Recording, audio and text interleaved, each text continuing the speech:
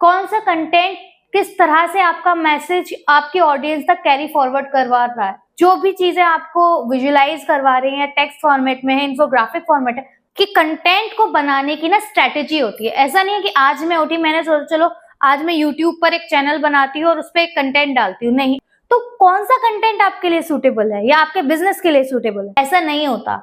आपको full planning करनी होती है कि आप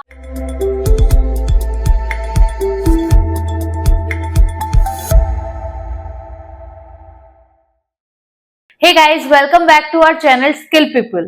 Here we're gonna learn about digital marketing. हमारी ये सीरीज जो है वो है डिजिटल मार्केटिंग के ऊपर, और इस सीरीज में चलते हुए हमने अभी तक समझा है what is in digital marketing, या जिसे मैं कहूँ इंट्रोडक्शन टू डिजिटल मार्केटिंग। अब इसी सीरीज के नेक्स्ट पार्ट में हम समझ रहे हैं कंटेंट मार्केटिंग, जिसके ऊपर ये पूरी वीडियो है कि कंटेंट मार्केटिंग क्या होती है, क्यों होती है, किस लिए होती है। जैसे कि आप नाम से समझ रहे हो, introduction to content marketing. Introduction to content marketing, ये जो वर्ड है कंटेंट मार्केटिंग, ये दो वर्ड से मिलकर बना हुआ है, कंटेंट प्लस मार्केटिंग। तो मार्केटिंग का जो थीम है या मार्केटिंग का जो कॉन्सेप्ट है वो मैं आपको लास्ट लेक्चर में समझा चुकी हूं, बट फॉर द कंटेंट मैं इसे समझाना चाहती हूँ। ये लेक्चर इसी के ऊपर है कि एक अच्छा कंटेंट क्या हो सकता है जो आप अपनी ऑडियंस को प्रोवाइड करवाते हो। कौन सा कंटेंट किस तरह से आपका मैसेज आपकी ऑडियंस तक कैरी फॉरवर्ड करवा रहा है। जैसा आप ऑडियंस को बताना चाह रहे हो, क्या आपका कंटेंट वही बता रहा है। कंटेंट काफी तरह के होते हैं। आप यूट्यूब स्क्रॉल करते हो, आप इंस्टाग्राम स्क्रॉल करते हो, हर जो रील, हर जो वीडियो, हर जो टेक्स्ट, जो भी चीजें आपको विजुलाइज करवा रही हैं, टेक्स्ट फॉर्मेट में है, इन्फोग्राफिक फॉर्मेट है, एवरीथिंग इज कंटेंट। तो कौन सा कंटेंट आपके लिए सूटेबल है या आपके बिजनेस के लिए सूटेबल है, हम इसी के बारे में बात करेंगे। So let's move ahead. So अब हम ये समझते हैं what is content marketing. Content marketing is the process of creating, sharing valuable relevant content to attract, engage and convert a target audience। Hopefully ये डेफिनेशन बहुत इजी टू अंडरस्टैंड है, फिर भी मैं इसको एलेबरेट कर देती हूँ। देखो, कंटेंट मार्केटिंग जो होता है ना, वो एक तरह का प्रोसेस होता है या एक तरह का रूट मैप होता है जो आप बनाते हो अपना मैसेज या अपनी स्टोरी या अपना बिजनेस शेयर करने के लिए, उसकी वैल्यू बताने के लिए, उसे ऑडियंस से रिलेट करने के लिए। ठीक है, अब वो कैसे, देखो इस चीज को ना मैं एक बहुत कॉमन सी चीज से बताती हूँ। देखो, जो कंटेंट होता है ना, वो बहुत स्ट्रेटेजी के साथ बना है। ठीक है, वो बहुत स्ट्रेटेजी के साथ बनाया जाता है। अब वो स्ट्रेटेजी क्या होती है? Your content should be relevant, your content should be updated, your content should be valuable, and lastly and most importantly it should be consistent. अब देखो, यहां मैंने लिखा है कि कंटेंट को बनाने की ना स्ट्रेटेजी होती है। ऐसा नहीं है कि आज मैं उठी, मैंने सोचा चलो आज मैं यूट्यूब पर एक चैनल बनाती हूँ और उस पर एक कंटेंट डालती हूँ। नहीं, ऐसा नहीं होता। आपको फुल प्लानिंग करनी होती है कि आपको क्या बनाना है। पहले आप अपनी नीश डिस्कवर कीजिए। नीश क्या होता है? नीश होता है वो टॉपिक या वो आप बोल सकते हो टॉपिक, बोल सकते हो नीश को, या नीश को बोल सकते हो आपकी कैटेगरी जिसके अंदर आपका बिजनेस है या आपकी सर्विस है।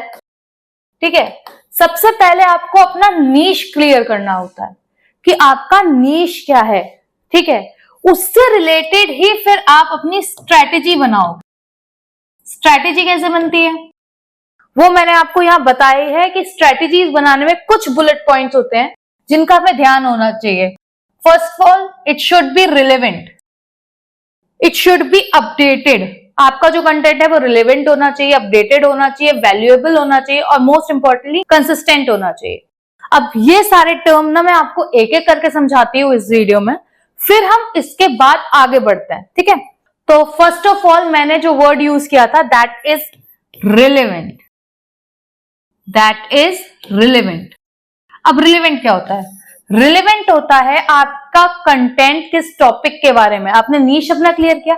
फॉर एग्जाम्पल मेरा नीश है डिजिटल मार्केटिंग और मैं जो ये वीडियो बना रही हूँ वो भी डिजिटल मार्केटिंग के ऊपर है। तो मेरा कंटेंट जो है वो मेरी नीश से रिलेवेंट है, वो मेरी नीश के अकॉर्डिंग ही है। अब जो रिलेवेंसी होती है ना, आप दो तरह से मेजर करते हो। फर्स्ट जो रिलेवेंसी होती है वो होती है बिजनेस के साथ, कि आपका जो नीश है और आपका जो कंटेंट है, मतलब आपका जो नीश है और आपका जो कंटेंट है वो रिलेवेंट है या नहीं।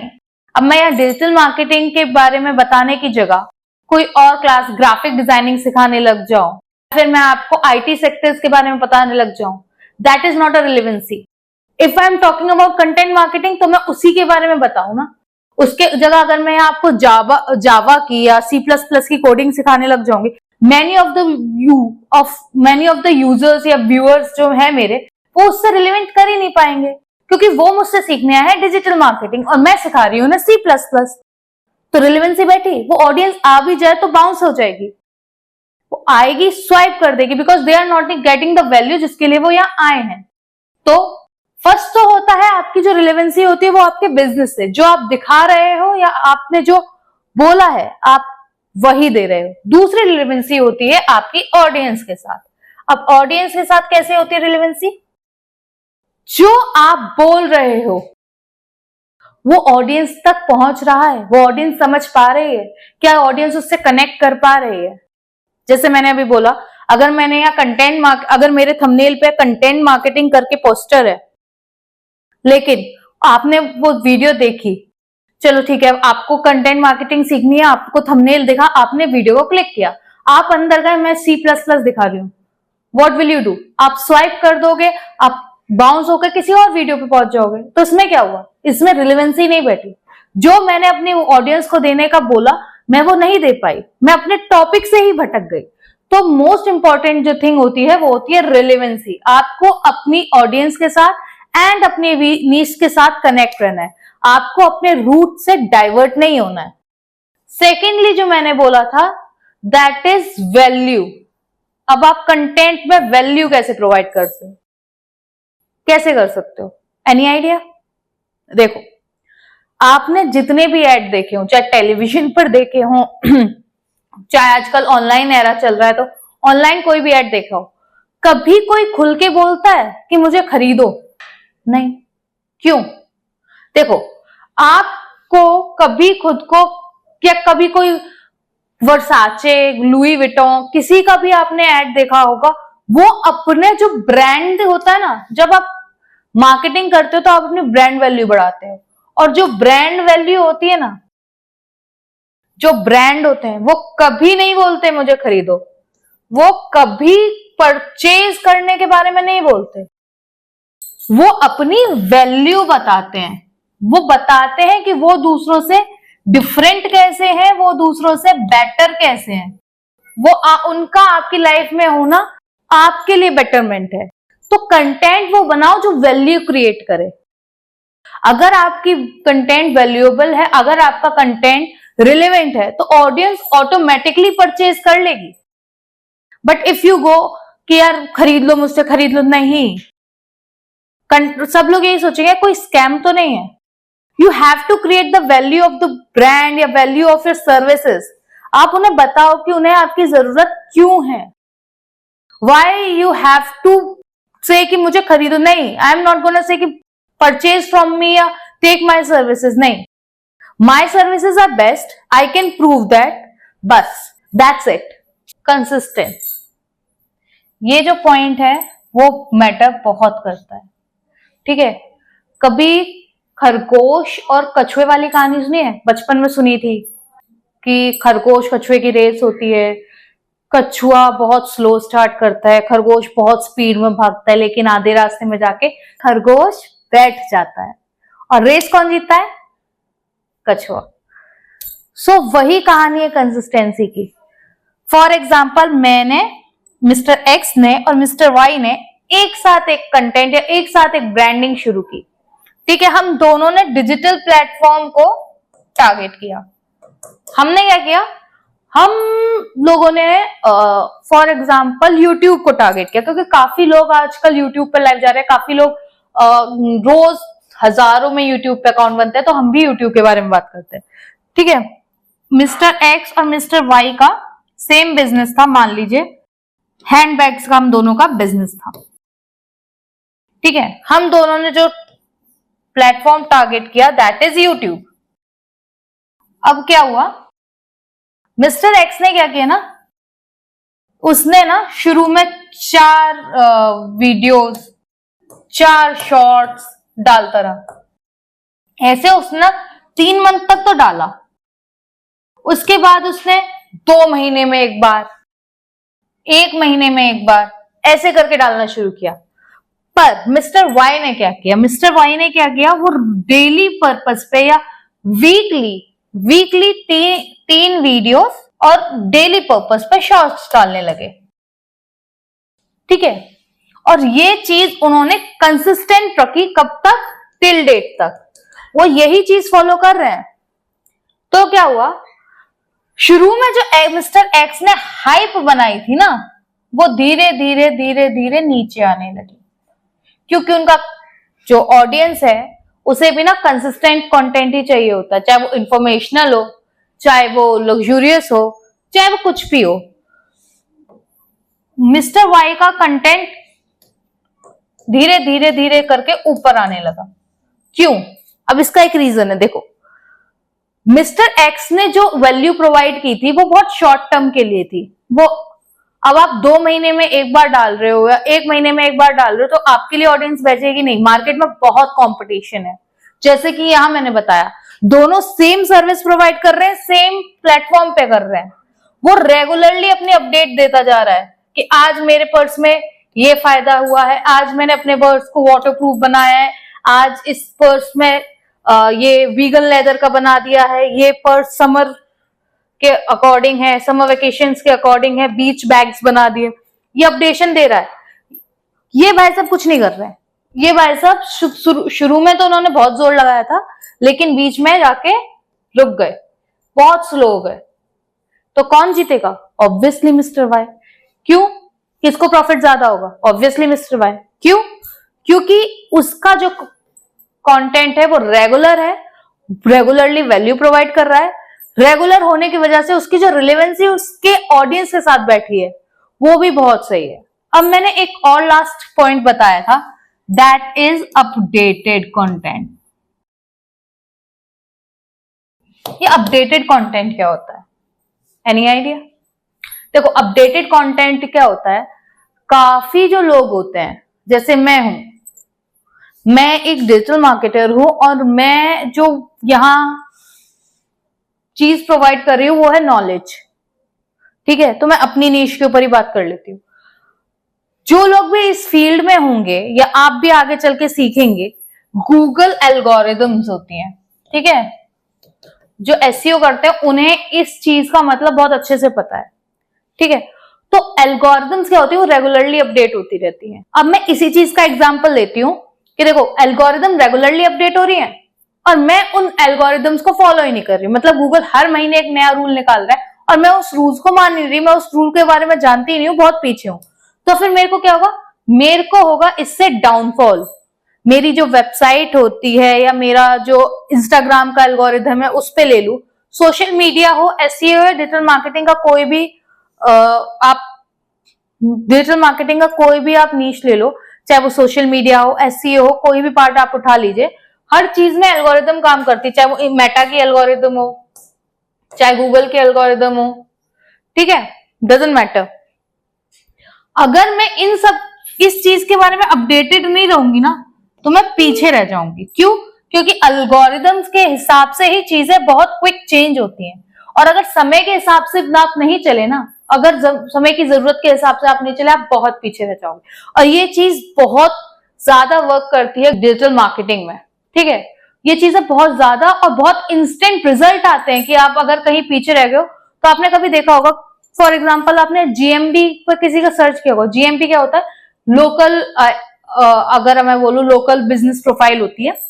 इसमें क्या होता है, इसमें आपने कभी जैसे फॉर एग्जाम्पल सर्च किया है keyword best restaurant near me, आज इसमें कोई और रेस्टोरेंट दिख रहा है, कुछ दिनों बाद कोई और रेस्टोरेंट दिखेगा, कुछ दिनों बाद सेम जगह पे सेम चीज अगर मैं सर्च कर रही हूं तो भी रिजल्ट अलग अलग आ रहा है। क्यों? Because of this algorithm.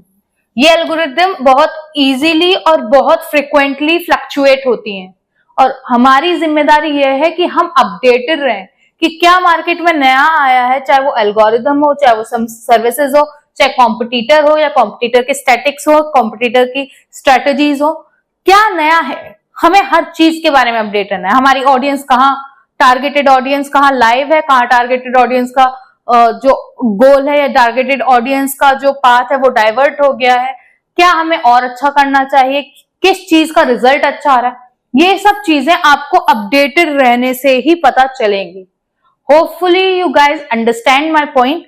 So now let's move ahead. So इस लेक्चर में एक लास्ट टॉपिक जो मैं और कवर करने वाली हूं, that is why content marketing is important. हालांकि मैंने ये चीज आपको समझा दी है, भी थोड़ा और मैं इस बारे में बताना चाहती हूँ।